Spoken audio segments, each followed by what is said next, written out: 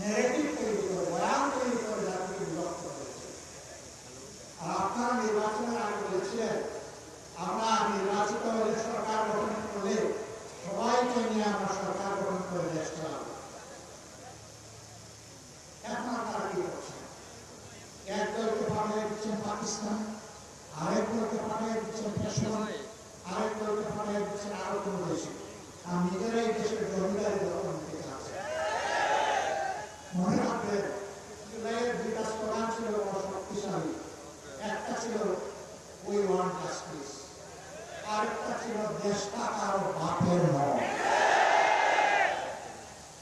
দেশ বাংলাদেশের জনগণ। আমি বর্তমানে দূষণদেরকে তারা দেখি শত শত আলিম ওলামা বুকের তাজা রক্ত এবং জীবন দিয়ে এই দেশবাসীকে জীবন এনে দিয়েছে। আমরা সেই আলিম ওলামার সাথে বিশ্বাসঘাতকতা করব না।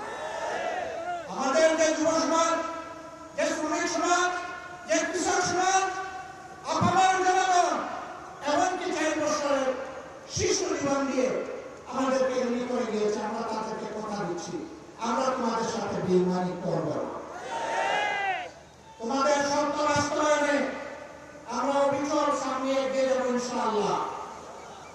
আমরা গভীরভাবে আস্থাশীল, ইনশাআল্লাহ আমাদের নয় জনগণের বিজয় হবে।